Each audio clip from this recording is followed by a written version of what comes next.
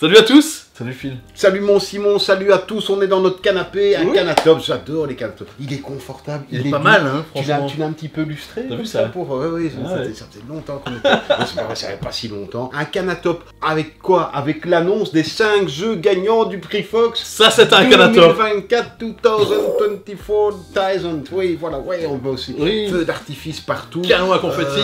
Oui, canon à confetti, on devrait investir dans des canons à confetti.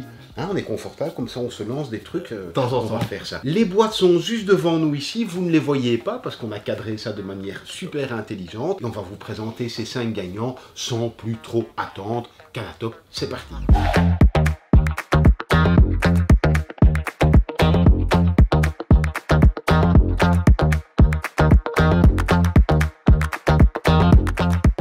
Mon bon Simon, oui. Donc les 5 catégories. Alors on va commencer avec la catégorie des plus petits, qui s'appelle la catégorie des chenapans. Des chenapans. Comme ça ils pourront aller dormir après. Oui, c'est ça, parce que la vidéo sort très tard. Et donc, comme ça, allez, je peux regarder le canatop avec les... Oui, jusqu'au chenapan. Jusqu'au chenapan, après tu vas dormir. Dans les chenapans, nous avions 3 chouettes jeux qui étaient prêts pour... Voilà, oui, c'est comme si j'étais sous l'eau. Donc nous avions 1, 2, 3 faux fils, toi. Nous avions aussi le puzzle Aventure du dragon et également Super Miao. Super Miao. Et le grand vainqueur que tu vas te précipiter d'un geste souple mais en même temps ample et délicat, il est juste devant toi. Le grand gagnant est 1, 2, 3, faux fils, toi, qui est terrible. Oui, en fait, vraiment, voilà, on est content. C'est excellent, c'est le jeu de cette année qui va procurer un plaisir énorme aux enfants, qui va leur rappeler le bon vieux 1, 2, 3 soleil ou le cache-cache des cours de récré ou ce que vous voulez, et qui va aussi, nous, en tant qu'adultes ou grands enfants, nous replonger en fait dans ces émotions simples et le plaisir pur d'un jeu sans chichi, et d'un vrai jeu, et d'un jeu plaisant. C'est le jeu de cours de récréation, tu l'as dit, c'est vraiment ça, parvenir à faire en sorte qu'un jeu de cours de récréation, et on sait à quel point les jeux de cours de génération, pour nos plus petits, c'est fondateur de beaucoup de choses, mais de le transposer en jeu de société, avec un matériel absolument richissime, puisqu'on a une petite maison en 3D, on a des petits arbres et tout, et tout le monde s'y amuse, pas que les chenapans, aussi les grands chenapans comme nous, on s'y amuse très très fort. Non, une excellente réussite mécanique, éditoriale, et en plus il y a un raton laveur, j'aime bien les ratons laveurs. Bravo à toute l'équipe derrière ce jeu. Oui, 1, 2, 3 faux fils, toi. Nous passons à la catégorie encore plus folle que Chenapan, puisque c'est la catégorie des déjantés. Ça c'est pour faire la fête. Et oui, pour faire la fête en toutes circonstances, en toute saison, en toute compagnie. Si vous avez un petit peu envie de rigoler à un certain moment, alors soit de vous raconter des blagues, soit de vous jouer à un des jeux déjantés. Il y en avait 3 merveilleux, mon bon Simon. Oui, absolument. Puisqu'on avait quoi? Order Overload Café. Et oui, un petit jeu de mémoire avec les commandes. Nous avons Fish and Sheet, un petit jeu de bluff. Et il y avait encore 2 pommes 3 pains. 2 pommes 3 pains. Un jeu d'observation et de rapidité. Et d'annonce qui était incroyable. Et le grand vainqueur, puisqu'il n'en faut qu'un, chaque fois je le prends, je me baisse, je me rends compte que, est-ce que je vais y arriver? Je ne sais pas. Eh bien, c'est Fish and Sheet. Mesdames et messieurs, Fish and Sheet, le grand vainqueur de cette année. Alors, c'est quoi ce jeu? Vous voyez qu'il y a des petits poissons ici. Tout simplement parce que autour de la table, on va distribuer des petits poissons à tout le monde, face cachée. Il y en a plein de rouges, il y en a un bleu.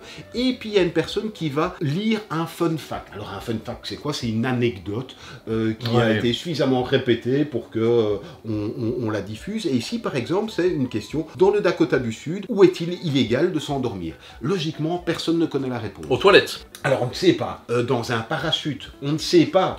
Près d'un hérisson. Sur son cheval. Sur son cheval. Toutes ces propositions sont totalement loufoques et la réponse l'est souvent aussi. Sauf qu'à l'arrière de cette question qui a été posée par un joueur, il y a la bonne réponse que celui qui a le poisson bleu, qui est face cachée, doit donner.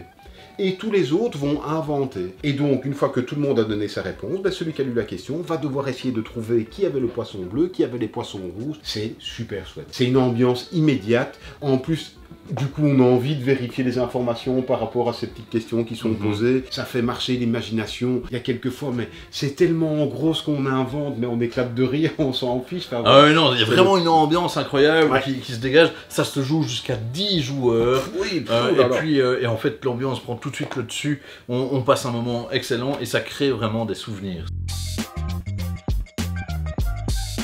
catégorie suivante, Ouais. c'est la catégorie des rusés. Les rusés. Là, on parle, t'as vu, tout Oui. de suite, le ton est plus réfléchi. Ouais. Il va falloir faire marcher nos neurones. Et on avait 3 bons jeux aussi dans cette catégorie, Absolument. mon Simon. Un jeu très particulier, Faraway. Oui. On avait également le magnifique Harmonies. Harmonise, tout à fait. Et le non moins magnifique de Veil of Eternity. Un seul vainqueur. Alors, on va pas vous faire le skate. Oui, c'était 3 bons jeux. Oui, c'était 3 bons jeux, mais un seul gagnant qui est The Veil of Eternity. Eternity. L'édition remarquable, le jeu d'une fluidité rare pour un jeu de cet acabit-là. Ouais. Ça reprend des mécaniques et ça en invente aussi certaines, avec notamment, je trouve, le nombre de runes maximales qu'on peut Oui, avoir. oui. Enfin, tout le fait qu'il y ait 4 illustrateurs, l'univers qui est terriblement posé, le combo de cartes qui fait en sorte que chaque partie sera surprenante et sera nouvelle dans les combinaisons qui peuvent se faire. Et un mécanisme diablement rusé et pourtant très accessible aussi. Hein. Ça rusé ne veut pas dire n'y jouez pas si vous n'êtes que joueur occasionnel, pas du tout. Le jeu est très accessible. Tout à fait. Mais les mécanismes, waouh, on y va loin dans les possibilités. À fond, c'est vraiment génial. Et on a envie d'y revenir et d'y revenir. C'est le rusé 2024. C'est le rusé 2024, que dire de plus.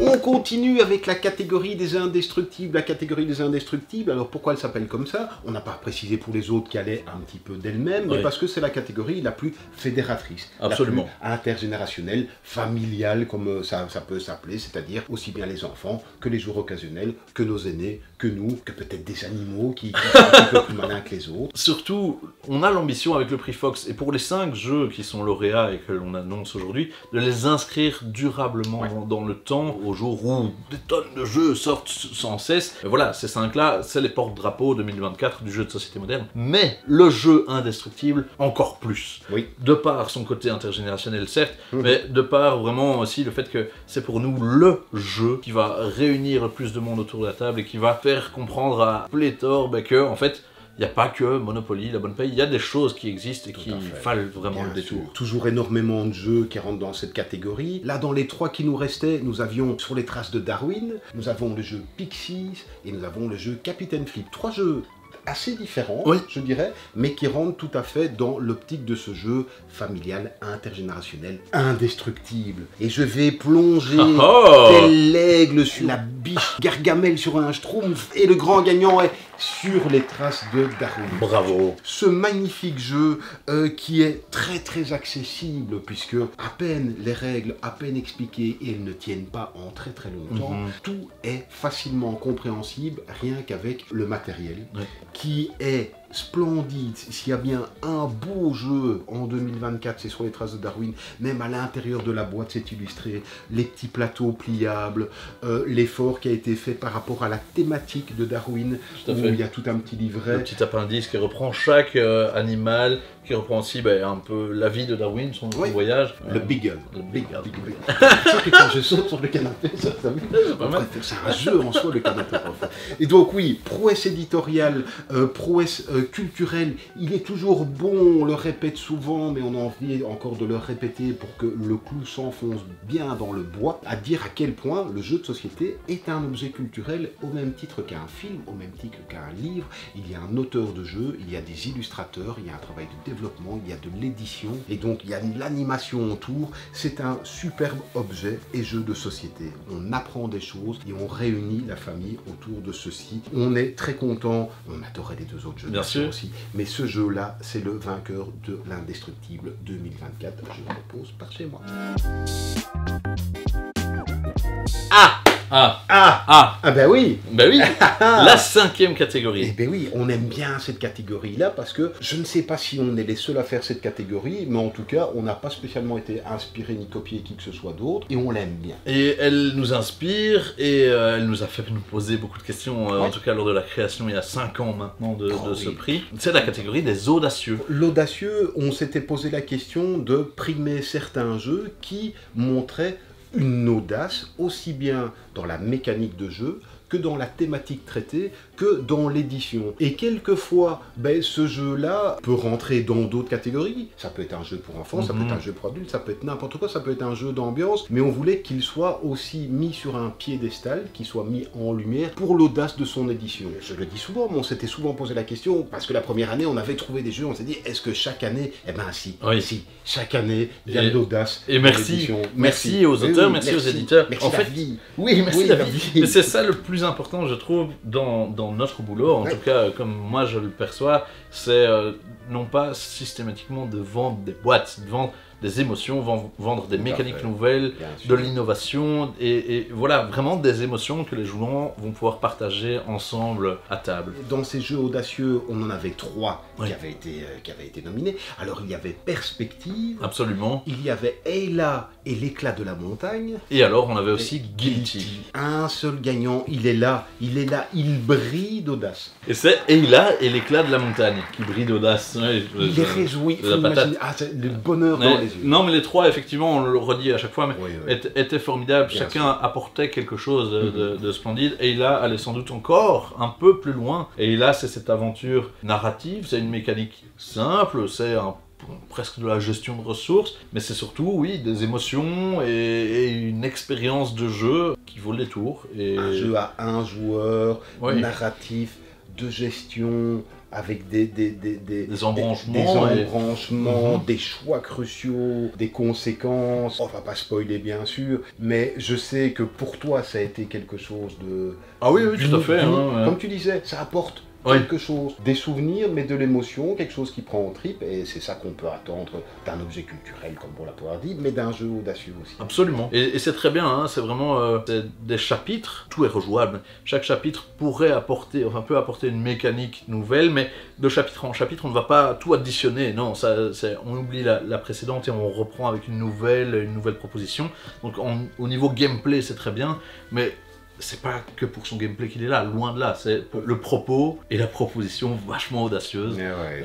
Donc merveilleux jeu, merveilleux vainqueur. Mais on va tous se les rapprocher. Et joli cru, hein. Est-ce qu'on n'est pas en belle compagnie? C'est magnifique, finalement. Franchement, là, il y a... Vous n'avez pas encore remarqué à quel point il rebondissait bien. Il y a moyen de passer des heures, des jours, des semaines. Oui, et avec toutes des sensations différentes. Absolument. Avec les plus petits, avec la famille, pour rigoler, pour un petit peu réfléchir, pour avoir des émotions. Je crois que c'est le panel complet de ce qu'on peut espérer d'un jeu de société. Merci beaucoup mon Simon. Merci à toi Philippe. Merci au jury qui a travaillé d'arrache-pied, mais avec intelligence, bienveillance et bonne humeur. Oui. On les remercie grandement. On remercie tout le monde aussi qui était là hier, puisque hier il y a eu la cérémonie du prix Fox avec les professionals.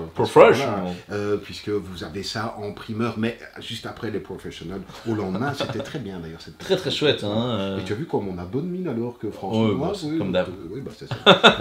On assume. Voilà, on se revoit tout bientôt. On a déjà hâte du prix 2025. Et il y a déjà de quoi faire. Il y a déjà les listes se remplissent et il y a déjà, ça on va le mettre machin, mais voilà. Et on ne sait pas encore ce qui va sortir. Un grand merci à vous d'avoir regardé cette petite vidéo, petite mais tout flou. Et surtout, donnez-nous votre avis sur cette sélection, sur les jeux à venir que vous aimeriez voir dans le prix Fox l'année prochaine, sur le comment, du pourquoi de 1, 2, 3 faufile-toi ou que sais-je. Mais en tout cas, donnez-nous votre avis, vos questions, votre enthousiasme. Et puis, de toute façon, on se retrouve sur YouTube dès la semaine prochaine pour une nouvelle vidéo. On vous embrasse très fort. Bye bye. À la prochaine. Alors, on va du coup faire, parce qu'on va remettre la table, du coup, et les chaises. 1, 2, 3 faufile-toi. Tu vas jamais le trouver, je vais gagner.